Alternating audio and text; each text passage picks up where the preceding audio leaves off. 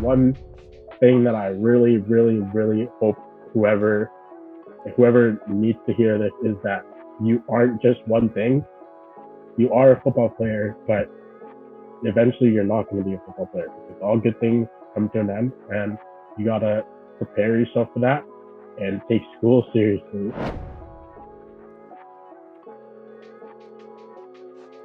Welcome to Thinking Outside the Pylons. I'm your host, Chandler Pickett, and I just want to say, to start off this, I want to say a huge special thank you, appreciation, and huge shout out to my guest today, David Adebayo. Thank you so much for having me and being on the show today, man. Yeah, thanks for being here. Thanks for having me. Awesome. So for anybody that doesn't know, David Adebayo was a running back throughout his entire career, playing high school football, college football, and junior professional football in Canada. And now he is trying to figure out what his life is going to be outside of football. And that is what we're going to be discussing today, that I'm really excited for. And I just want to kind of get a feel for who you are, what life has been like, and kind of everything you've went through over the past probably 10 to 15 years of your life. Yeah. Thanks again for having me. I really appreciate it. For me, it really started like when I was like, I think probably 7. Okay. I've been playing football for a long time now. It's pretty much, it's been in my life since I got to Canada. So I moved from Nigeria, was in Ottawa for a bit. Okay. Moved to Calgary, and then I've been in Edmonton ever since. So what then, sorry for cutting you off, what attracted you to football? What about it really enticed you to want to play? So pretty much I have this best friend in Calgary, or in Ottawa. His name is Jaden. He was like my best friend. We went to school together, and his dad was his coach, and we would just play football like every day in the just out in the field till like from sun up till sundown. Like in the summers, we'd just be playing all the time. And his dad just was like, "Oh, you like come out play football on an actual team." And I was like, "I guess why not?" My parents were kind of like, "Yeah, it'll be good to get you into something like," because I was a very disruptive kid. Like I have ADHD, so Okay. that was like part of my growing up, was just like not, I didn't even know that at the time, but yeah, it just like kind of gave me like a little, like a place to get some anger out. Let it out, right? Yeah. Kid. So Yeah. that is interesting. We'll get back to that, because especially when did you find out real quick that you had ADHD? So I actually didn't find out till I got into university. So like we were in our, I think it's like it's like uh it's just like the introduction week or whatever. Mm-hmm. And we were just talking, and they gave us they're called Delta screeners, and they kind of just like help you figure out what kind of like learner you are, and if you have a learning disability or such and such. And yeah, they just I took the test, and it like rang off the charts like, hey, that guy might have ADHD or some kind of learning disability. Talk to a psychologist, and yeah, ever since I've been Okay. working. So we'll get back to that, because that's very interesting, especially when you find out now, because by that time you've already played probably 6-7 years of football. And to play with something like that, and especially trying to learn an offense and understand things, that can be difficult. So, or it's perfect. You can have the perfect focus. So that I really want to come back on. So now you get to Calgary, and you're playing now. You're probably what, 8 years old, 9 years old, playing just Pee Wee football. I played Pee Wee in Ottawa, but Okay. when I get to Calgary, I think around 12. So starting bantam. Mm-hmm. So I'm starting with a new team, like meeting new people. Not a lot of people really knew who I was at the time, like because I was new to the Mm-hmm. city. There was like the football scene in Calgary was already kind of established. There were like different kids that people were looking at, and so I just kind of joined in. I played for the Calgary Wildcats, and yeah, like I kind of had to wait my turn a little bit because there were older guys there at the time that were moving on, and I just waited my turn. got my shot, and yeah, I just kept going, I guess. So then you get to Edmonton, and that's when you start playing high school football. And did you move then? Now I know Canada's different because you start playing football, or in high school you start at 10th grade. So now you get to Canada, or you get to Edmonton at 10th grade, and you start football there. Is that when you got to Edmonton? Yeah, so I got to Edmonton, and I was at Lillian Osborne, which is one of the schools here, as you probably already know. Um, and so I got there, and they didn't have a football team because it's a brand new school, and so I'm just like, oh man, this is like a pretty big part of my life already. I don't know what I'm gonna do. Fast forward, I get introduced to the like to the Ainley program, and I end up playing there for my high school career, and it was kind of cool because like I played football, and at first nobody like you'll play football at your school, everyone knows, hey, that's that football guy, and nobody really knew who I was. It was kind of cool. And again, I just kind of got to be like, um, not to sound like a little cocky, you know, but it just got to be a normal guy. Yeah. Nobody was like, hey, that's the football guy. So I will get into deep dive of what jocks mentality is on another podcast, because I think that mentality sets up a lot of athletes for failure in life, and I think that's a really big issue. So I understand completely how you feel. Yeah. But little backstory: the first time I ever met you was one day, because I actually did go to Ainley, and I didn't try out for the senior team at the time. I didn't care. I went out to the junior team, ended up being the quarterback there. And the first day that I met you, you bent my thumbnail completely fucking backwards. Yes, I did. I still remember that day. and then and then 30 minutes later, the senior coach walks over and says, "Hey, you," pointing towards you, and says, "You're coming over here." And that's the last time I saw you for the rest of the year.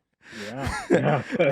That was kind of a funny little story. Like, I was like, oh man, I feel really bad. I didn't even get to apologize after practice.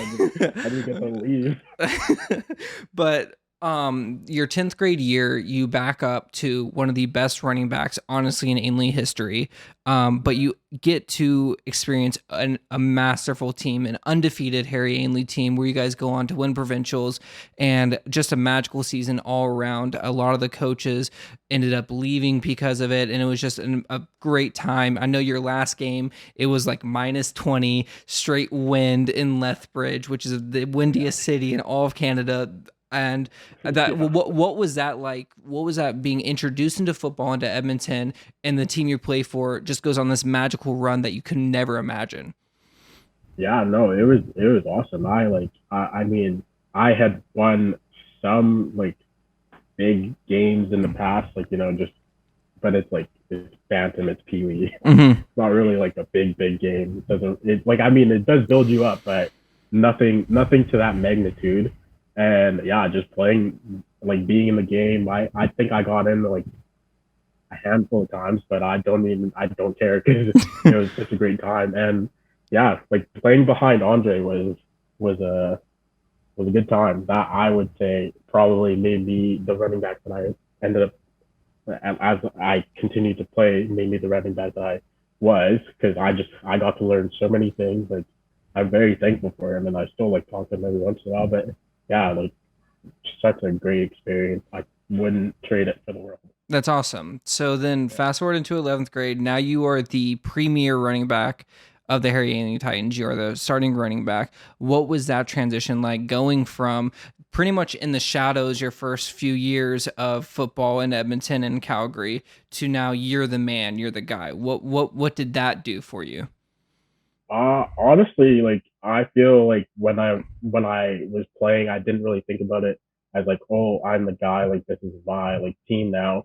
I feel like I've kind of developed somewhat of a like a I don't know how to voice it, but pretty much I just don't like to be like, you're the guy. Like this is all on you. Like Mm-hmm. I knew that I had a team and tried to rely on my team as much as I could. But yeah, being like the starter, being able to carry the ball like a hand or more than a handful of times was very fun. Made for a good time. Uh, yeah, I just like not much like really changed for me. I just feel it made me a lot more mature because I had to like understand that there are people that are counting on me, and then like understand the fact that I don't just get to be the starter. I have to compete every day. Like Hmm. it really instills that mentality in you. Like anyone can take your job at any time. So kind of just having to not having to look over your shoulder, I guess, but like just like knowing that like you gotta set the standard was definitely helped out in like just my like even outside of football, just my development as a man. Hmm. That's the biggest thing is that's a huge transitional period because I mean, one year you're able to stand not in a bad way, stand on the sidelines and watch this magical thing happen on the field, and like you get to be part of the celebration. But now this year comes up and everyone's kind of looking at you. The legacy moves on to your shoulders, and you're just trying to be the best team player that you can be and be there for your team just like they are for you. Mm-hmm. Yeah, So with all that, your 12th year comes around, 12th grade year comes around, your senior year, and then you have a whole lot of change in your life for the football aspect of it. All the mm-hmm. coaches from your team leave. They graduate to the college level. Your starting quarterback leaves. You get pressed with this guy here, just coming out of nowhere, coming out of his retirement for 1 year, and you have a brand new coach that's never coached before, someone that's massive in all of Alberta football with the Ralph family. If you don't know who they are in Alberta, they are the biggest football family pretty much in all of Alberta. And what was that Yeah. 12th grade year like for you? What was our senior season like for you? Honestly, I think that was probably my like. I know that like that I would never change anything about my first like my grade 10 year. I wouldn't change it for the world. But that was a fun year because like it was just it felt like it was all on us. Like we were the guys. We had to like be the leaders of the team. We had such a great team, and I felt like we at Kate like we started off kind of rocky, and it just started to pick up a little bit and pick up, and we ended up going and playing Notre Dame, and that was like a pretty big game. I felt like we did a pretty good job with a pretty tough team who ended Hmm. up winning it all. And yeah, I on like another season, I don't think I would want to change. Like, even though we didn't win, and obviously I would like to have won provincials in my last year, but like it was just one of those experiences that you wouldn't want to change. That was, and I will speak just candidly for just to say it for me, that was a really fun year because it was so unique that we were learning with our coach. We had so much input because he was such a new coach as well that it felt like it was truly there was no disconnect between the coaches and the players, that we were truly connected in every single way. And yeah, it did start off rocky. We had issues every I think like the first 4 games, but we had to go on a run in order just to get into city like finals.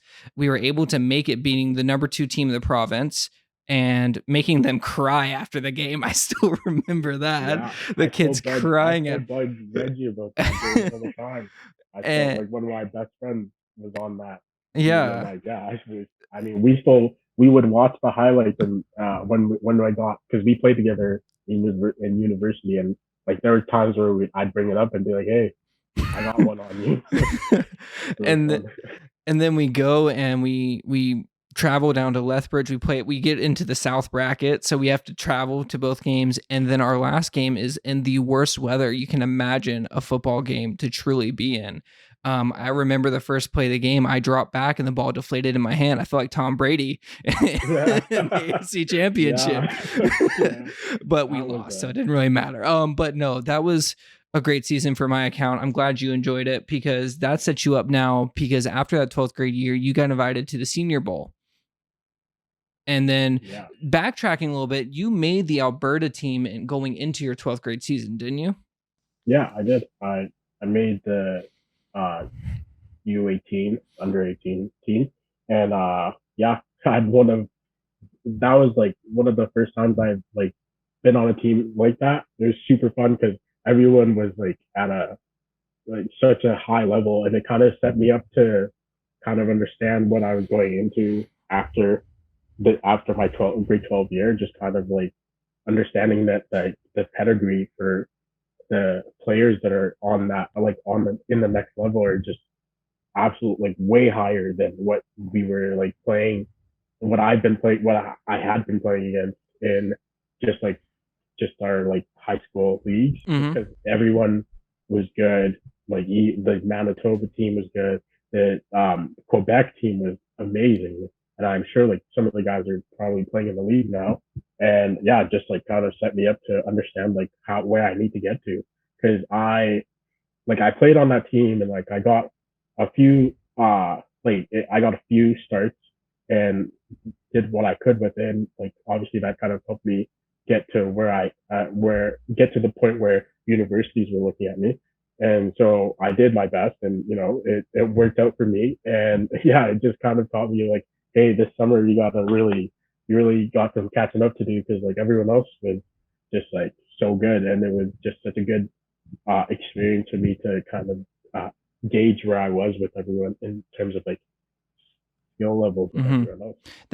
That step up is that reality check is very important for every sport to see. Like, you can play in high school in any sport for that matter, and it's like, your city, right? You know what you're going to get from the teams around you, because at the end of the day you're going to see them somehow. You're going to see them getting off a bus, you're going to see them in a tournament some way.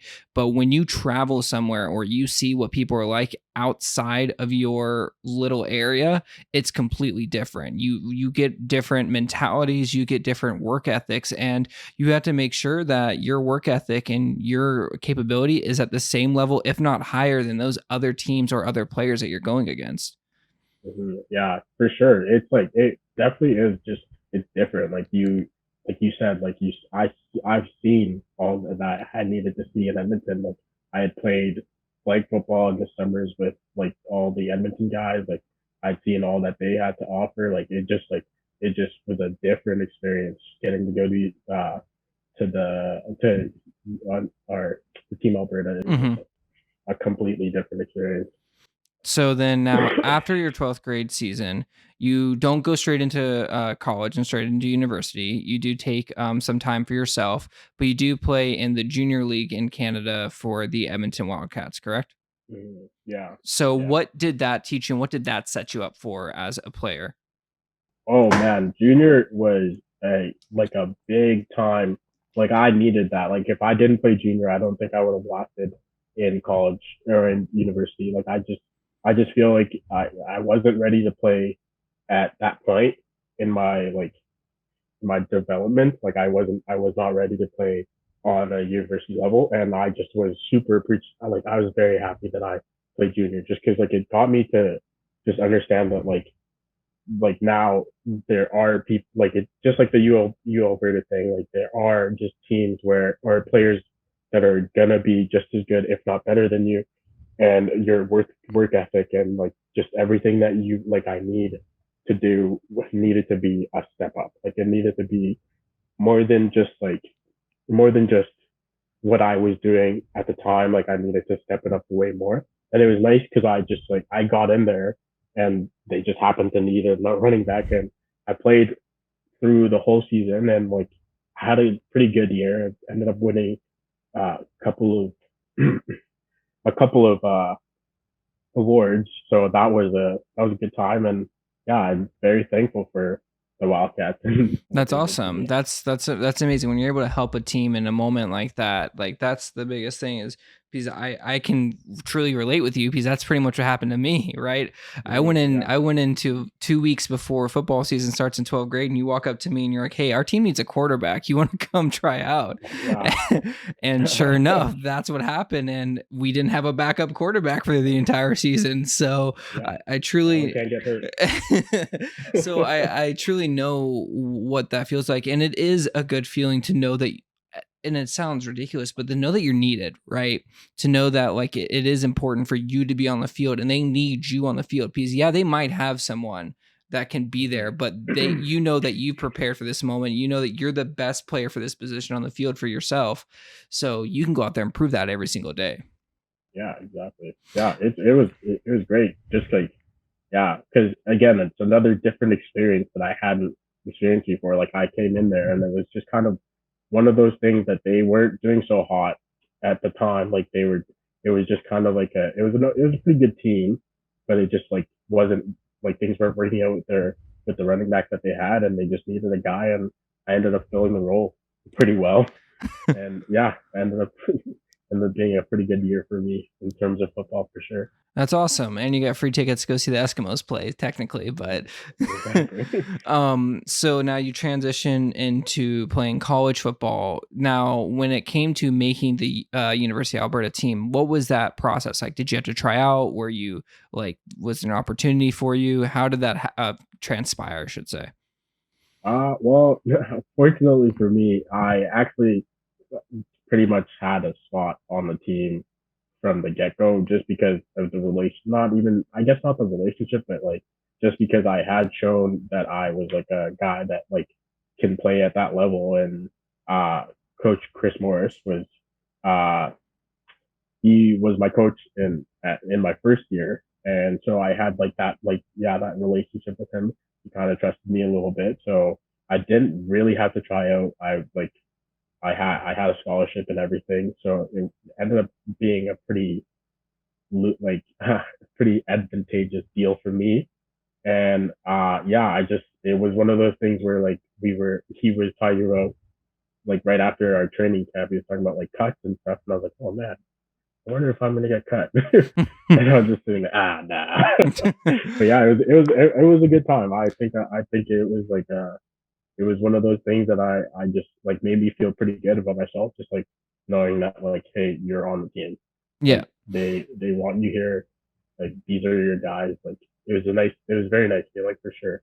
You earned that spot through your years of Mm-hmm. playing, right? So that's Yeah, what's important, is that it's satisfying to know that all that work you put in for so long is being shown to you, that you deserve to be here with the same people that you've had around you this entire time. yeah, for sure. It's good to see like people would say it's good to see the fruits of your labor. And Yeah. yeah, it definitely showed me that like, hey, the work that you've been doing for the last 7 years haven't just been for nothing. And yeah, it was good. Like, and even just the academic aspect of it, like it was very good to just have that like to be at a school like the U of A, which is like a really like a pretty It's actually world renowned. I will say that yeah, U of A is yeah, so actually a very, it's a like, it is a it's very a great great school school. to be at. Yeah, yeah, for sure.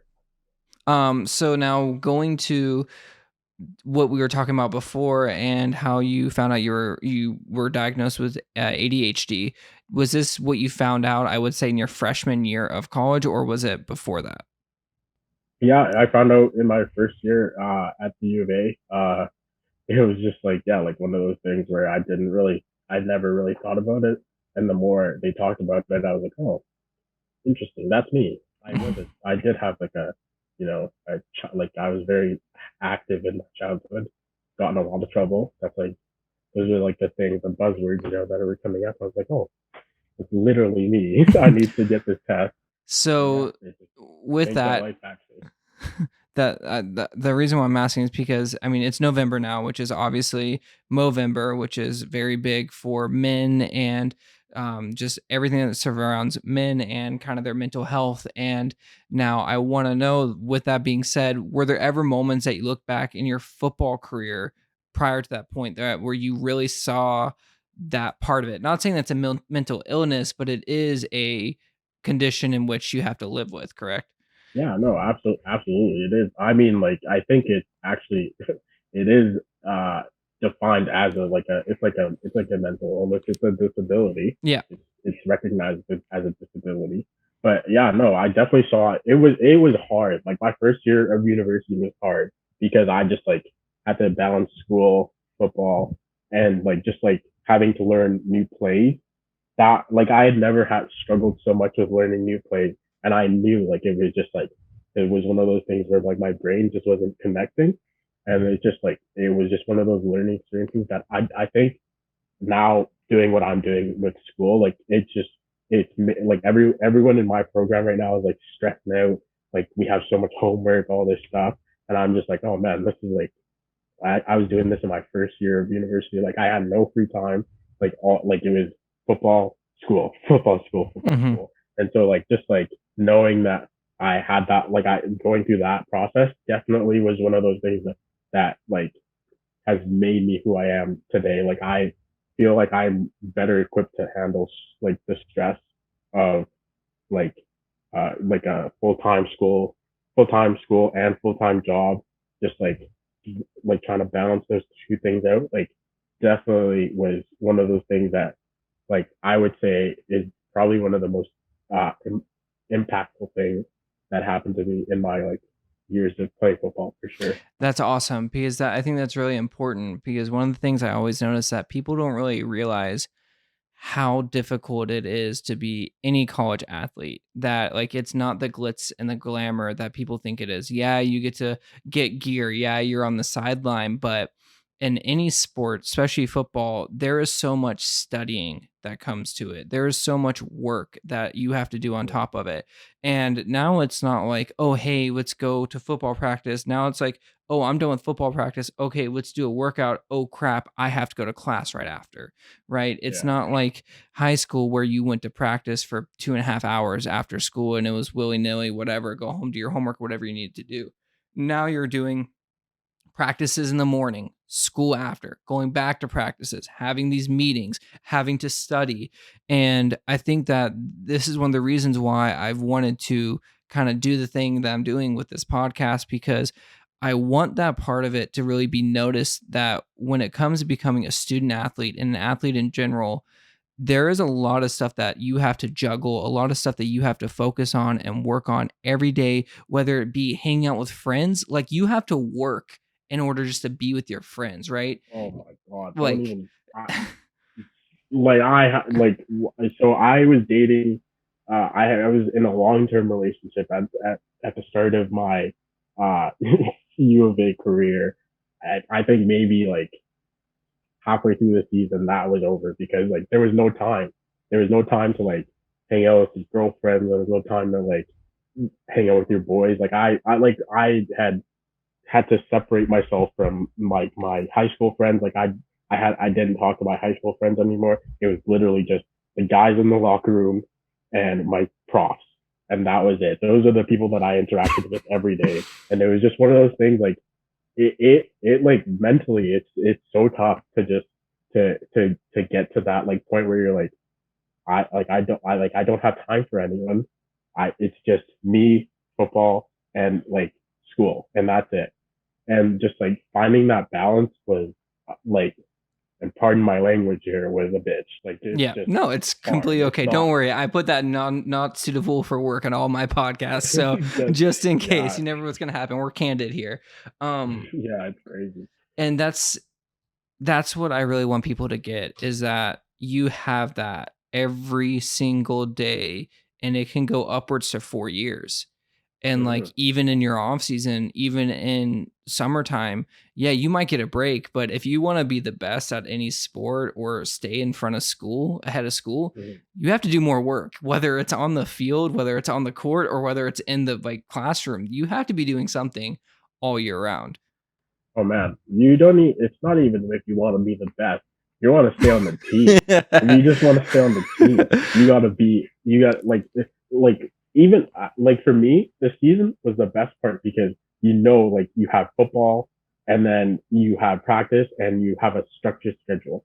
It During the off season, you have morning workouts, you have afternoon workouts, you have class, and then some people get jobs. I had a job throughout the whole time. You have a Wow. job, and so then you're just like, you're juggling four different things, and it's just one of those things where it's like still no time. Like, you think, oh, it's the off season, I can hang out, but we're not professionals. Like, especially for college athletes, you're not professional. Nope. You still don't get paid that much money. You don't get, like, you might get a scholarship, and like in Canada, it's even like a little bit different, because I think in the States, when you get a full scholarship, you get a little bit more money. Mm-hmm. But in Canada, you get a full. There's no such thing as a full scholarship. Mm-hmm. If anyone ever tells you, "Well, I have a full scholarship," either they're getting paid under the table, or it's a lie, because there's no such thing. And so, like, I'm almost me, all my friends, even the guys that were like my friend, he plays in the CFL now. He was working a job while he was playing through the whole time, because yeah, we, like, even the best of the best, don't like they don't get you don't get that much like money. And like I feel like people just didn't understand that. And some people did. Some people definitely understood it, but a lot of people just thought like, oh man, you guys are just whining. Like you get to play football all the time. Like you get to, you get all the perks. But like we worked hard for those perks, Yeah. and on top of that, we're still doing the exact same things that you were doing. So it's just like it's nice when people understand it because like then you get like you feel a little bit validated. But then there are people who are like, yeah, you're not doing that. And that Like I 100% agree. I yeah, 100% agree with you. That's why I think that this is really important for people to hear, whether you play sports or don't, right? Like at the end of the day, like, yes, awesome. You got to put on number 21. I'm assuming that's what you wore when you played. I don't know what you played. 2-3. 2 3, all right, all right, so Yeah, you got to wear 23 when you went out, but when you took that jersey off, you were just a college student. You still yeah, had to go home to study. You just had 3 less hours on Saturday to do it because you had a exactly. game, right? And Yeah, then on top of it, you have to ice. On top of that, you have to heat. On top of that, you have to work out. So it is a juggling act in every college sport across the world, no matter what you play and no matter how long you play it. And it's crazy to me because there's that whole word jock, right? Like jock, like you're a jock. And this is what I was talking about earlier, is that people just look at you as like, oh, you get away with anything, you don't have to go to class, you're just playing a sport. And it's like, yeah, maybe halfway through 12th grade high school. But if yeah, you want to go anywhere or you want to do anything, you have to turn around and be in class longer mhm, than most students because you're going to miss sometimes and there's nothing you can do about it. And people don't realize that these athletes that go to the NFL, into the CFL, NBA, NHL, all these sports are freaking geniuses. Like yeah, like the yeah. amount of studying that you have to do for a playbook alone is incredible. Like I can imagine your Yeah. playbook was as thick as some of your college textbooks. Oh man, my playbook was very, and like it's a classroom because like yeah, we come in, we'll do meetings for let's say an hour. You'll do team meetings for 25 minutes. We'll talk about the game plan. This is like I'll run you through a day or like just a full What week is of the day in where the we have a life of day. David Adebayo playing football at the University of Alberta? You get you start in the morning. Let's say we're in season. We'll start in the morning. I gotta go get a workout in What the time we morning. starting at? I'd say like around 7 o'clock. I'm up. I personally I can't sleep in at all, so I'm up at like 6 7. I get up, you stretch, you go work out, you go to class. You have like about 5 hours of class because you have to take 5 classes to be a full time student. I think 3 to 5 classes to be a full time student. You have those 3 to 5 classes uh throughout the day. You gotta study. If you don't have a class, you gotta take time out to study because if you want to go anywhere with school, you gotta study. So let's say by around 4 o'clock, practice is starting to kind of creep up on you. You take the LRT back to Seville or Footfield. You start mingling with the guys a little bit. This is your downtime. This is your downtime to talk to the guys. You talk about what happened on the weekend. Who's doing what, like whatever. Like talk about the football game. Uh, and yeah, and then we get into practice. So practice starts, let's say 5:30 ish. You'll start at 5:30. You got to be there 5 minutes early or you're late. Uh, our coach addresses us. So that's like full team meeting is about 15 minutes. We'll talk about some stuff, talk about the next opponent, and then we'll go break out into our offensive meeting, which is another like, I don't know, 20, 25 minutes. And then you'll go into your individual meeting. And all these meetings, you got to be taking notes. You got to be taking notes the whole time because there are things that you got to know and you got to memorize and understand for this week's opponent, or you're not going to be on the field. And so we run through all those. You get like 5 minutes to get changed. You're in practice. You're uh you're on the field for about 2.5 hours, running through various drills, all these uh like just getting ready for the week. And then you're back after practice. If shit doesn't go well in practice, you're back in the film room. You're with your individual coaches. They're running you through like what tomorrow has to look like. And let's say if it's right before the game, like we're going over stuff that the coach is like just thought about and is like, hey, we need to install this game plan in or install this play. You got to run through that, and then by that time it's probably around like 9 o'clock.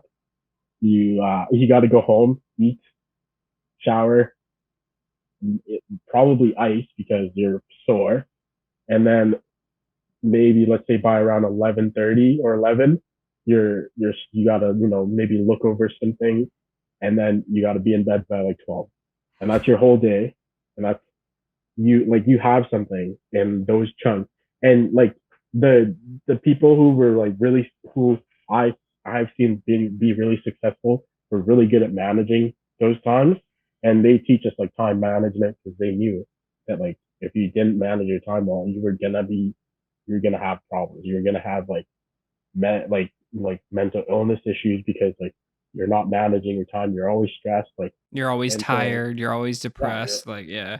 yeah, exactly. And like there were times where I was like, I don't want to play football. Like there was just there's no desire in me to play football anymore because it was just so much stress. But then I think about it and I'm like, I love this game so much. And if I was to stop playing now, I would regret it for the rest of my life. Yeah. And that's what got me through it. And I still to this day, I have that I got whatever I'm doing, I have to love it or I'm not going to do it. And so what I'm doing now, I'm just like, I'm finding it like there are times where I'm just like, damn, I don't want to do this. Like there's so much work. And then I'm like, hey, you're gonna regret it for the rest of your life if you don't put your all into it. And we'll get into life after football in a second because I just want to talk about that because that's like shit. Did you eat? Like Yeah, I mean, I ate. I would say after football, I have eaten way less because like you have so much time. This is like the funny part about football and like sports in general is that like you do have a lot of time where you're just sitting and listening to people talk or someone talk at you or someone talk to you. So you're just sitting there kind of just eating. There's a lot of eating going on, especially when you have ADHD because like you you want need to to be be doing doing something. something. You can't just Yeah, sit there and just and like mm-hmm. yeah. So eating was like you're eating or drinking. You're just like you got to have something to kind of even you out a little bit. And so yeah, I mean, I did find time to eat. That's for Yeah, that's sure. good. So now you're looking at this day, you're starting at 7 a.m. mostly, and you're going 7 a.m. to 9 p.m. on most days after you do travel and just normal day-to-day stuff. So you're looking at a 14-hour day every single day. Yeah, yeah. And It's a full and time job. and when you're looking at this too, and if you have a job on top of that as well, right? Mhm. And you're looking at this after, is that when you're sitting in those meetings, I know that for a fact there were days that, especially during midterms for your college, you're sitting there and you're like, I get this play. Now can I go home to study because I'm gonna fail this test tomorrow? Well, that yeah, that's the thing. So in your first year, and like if you're on, I was fortunate enough to play throughout my whole entire career, so I didn't ever redshirt because I technically redshirted, but I ended up playing at with the Wildcats, and so then my first year, I remember during our first midterm season, uh, our coach was like, yeah, you have practice, but you can take this time to study. Like That's that was good. the good part because like if you don't have good grades, you're not playing. Yeah. Like you have to maintain a certain GPA in order to be on the field. And so the good thing about Coach Morris was he understood that, and he was like, "Well, I want you guys to be on the field, and I want you guys to, after football, be able to take what you've learned and apply it to your life after football." And so he would let us like the first year guys, he kind of gave us leeway a little bit. Once you're in your second year, there's no excuse. You're You're in both meetings. places at both time at each Yeah, time. you're in Yeah. meetings. You figure it out on your own. And the But thing what I do know about Coach Morris is that he did start like after his CFL career, played for the Eskimos for a long time. He's actually in their Hall of Fame. He spent time teaching. Became a principal in the Edmonton public school system, and that's how he got into coaching at Ainley. And then he eventually became the coach. So he does understand the importance of school, which I think is very fortunate to have someone like that. He's obviously, and he's honestly one of the most incredible minds you can be around when it comes to football and Absolutely. how to maintain it. And he's just one of those people. I don't know what it is with offensive linemen. After they retire, they just become like the dojo Yeah. master. They're just They have to know everything. They got to know everything. They and know everyone's assignments. and he truly was one of that. So that is good that you actually had some time to yourself the first year. It might have Yeah. changed a little bit. Um, And speaking of Coach Morris, like that man, like he had my back through my whole career, and I honestly like I have nothing but love for Coach Morris. Like I hope that he's successful, like with the team and everything. I root for the U of A, but yeah, like he was because I hope to struggled a God you root lot. for the U of A. I'm a I huge Calgary Dinos fan. hey, I got some friends in Calgary. Yeah, but come on now. It's your alma Oh mater. no, I'm a diehard U of A Bears fan, and I watch every game. I love watching every game. Gets me like excited. Makes me miss it a little bit, but yeah, that's like yeah, Coach Morris, that's my guy. He really had my back for That's sure. awesome. That's the important part is the relationships that you get and you create and you want to keep. And I know you most likely have friends that went on to either continue football or maybe get out, but you have those relationships and you have those bonds that you truly just got to hold on to and keep because of how connected you are in football. I mean, you Mm-hmm. truly are. It's one of those sports where in basketball you can be by yourself and get around and do your thing. But in football, you have to rely on the other 10 guys on the field at that time, right? You don't Oh have a yeah, choice. They are your men, they are your people. So I get that yeah, those relationships are so important for you and everyone around you. yeah. No, all of I would say most of my like I all of my closest friends are people that I met through football or like people that I played football with. It's just one of those things that ends up like it bonds you forever. You were on the team together. You were together for such a long time. Like it's just one of those things that you don't like. Nobody else really can say, "Hey, we have that." Like like. There's no two people can be like we have those that exact same relationship because like that. It's just not one of those like it's one of those things you just it bonds you forever. And like yeah, my best friend, both my best friends are football players who are still playing now and really great football players. And so like it's just one of those things like just makes you lifelong friends. And I love it and That's awesome. I'm really happy about it. Yeah. That's amazing. So transitioning into life after football now because you're done, you're still in school. What is this time like now for you being out of Oh, football? it's hell. It's hell. It's hell and a half, man. Like you're just a student. Like and not to like No, not to no, no, shit no. on students, obviously. It's you're used to a routine for 8 years. Yeah, yeah. And Like I'm like I need a routine. Like I'm a guy who needs a routine. If you put me in the hamster wheel, I'll go all day as long as I know that I'm like what's gonna happen. I don't like the surprises. I like to have what I like know what I'm doing and like yeah, it's a sort of routine, but it's just not what I was used to. I had played football for I think 15 years. wow. So going from football to no more football was kind of like getting hit by a train a little bit because you just don't know what to do. You don't know who you are. And this is one of those things that I like almost everyone that I've talked to after football, professional or not, it's one of those things that you don't know who you are. You like football was your identity and football is who you are for so long that like once you're done, it's like who am I? Like what's my purpose? Because you need like everyone needs a Hmm. purpose. So then And what have you found? Has there anything that has helped you in this time? honestly, just like my support system, my parents, like my brother. I live with my brother. He's been very helpful.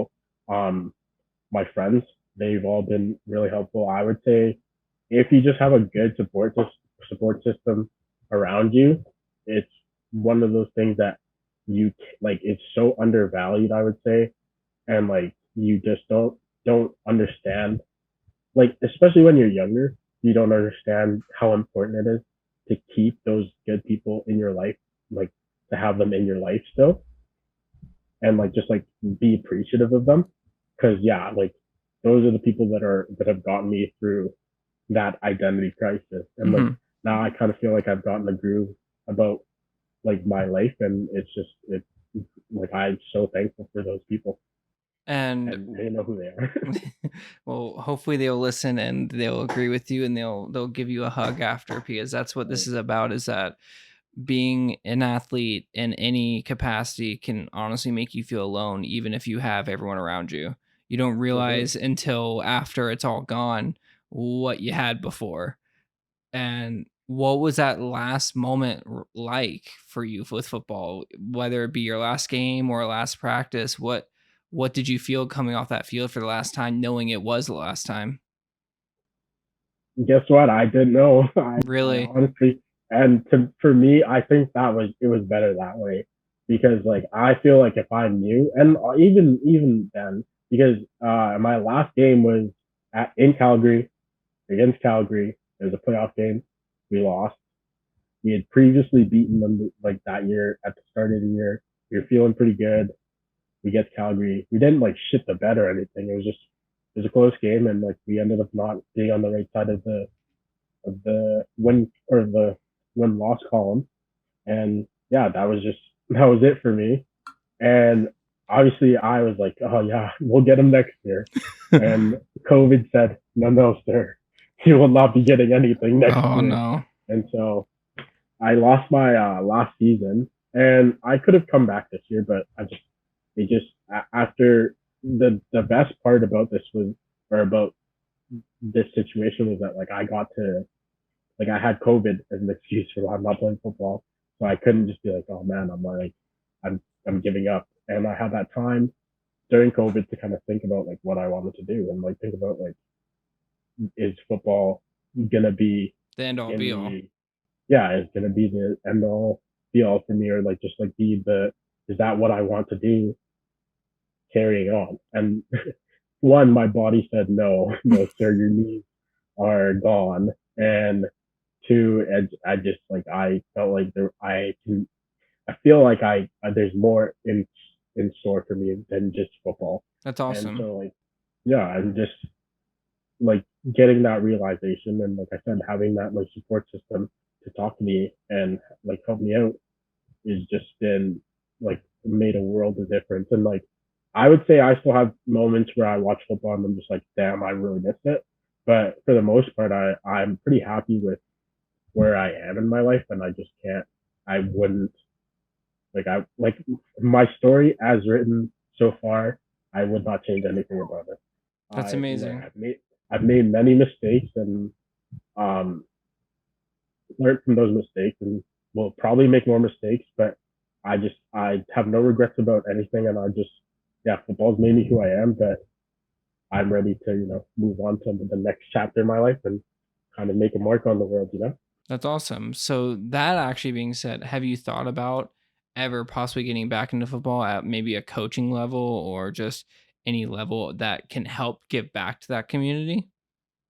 Yeah, I think eventually I will go back to coaching because I mean I feel like I know football like the back of my hand now, and I feel like there's a lot that I could give back to the younger generation coming up. Like as someone who's gone through it, not to the professional level or anything, but I've gone through it to know what it takes to get to that level because I have so many people around me that have been to the professional level, and I gotten the wisdom from them.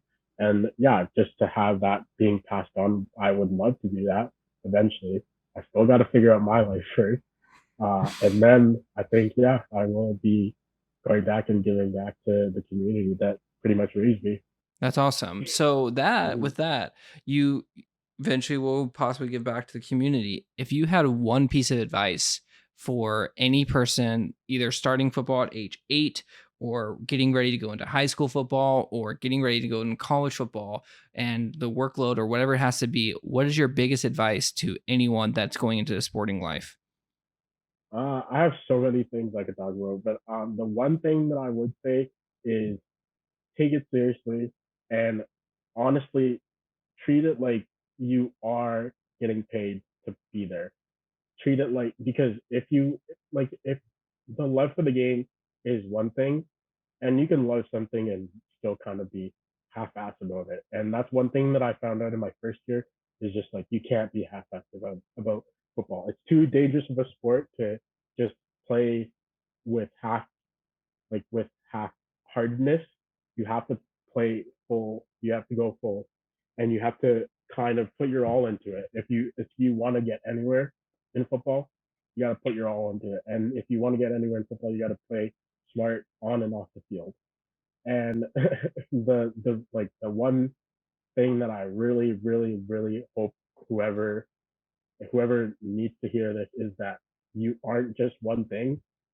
You are a football player, but eventually you're not going to be a football player because all good things come to an end, and you gotta prepare yourself for that and take school seriously, especially because again, you can't play if you're not if your schoolwork as isn't on par with your football work and your play. And so yeah, my biggest advice would be take it seriously and thank your support system You're gonna make and me run through a like wall. I'm not gonna lie. I'm ready to get pumped up and go like screw this shit. I'm excited. yeah. That's important. And I thank you so much for telling your story. And I think that a lot of people think that their story isn't important. A lot of people think that, oh, it was just my life. It was something that I did. I played football for 15 years, right? I went to school and everything. And until you're older and you look back on what you did and you look back at who you were for that time or the relationships that you had, you don't really realize what athletes and students actually go through. And Mm-hmm. I think now with the focus on the mental side of everything, whether it be sports from Simone Biles to, I mean, Naomi Osaka to I forgot the wide receiver that just had to like get out of the Calvin Ridley. yeah right. Mm-hmm. So I'm an idiot for forgetting him, but All it's good. it's important to realize that this stuff is starting to arise and it is the world and the society around us changing and people are asking being asked more of 24 hours in a day is no longer enough for any Mm-hmm. student athlete. And so I think that this is why I think this is a focus that every story is important because what you went through is you're not alone.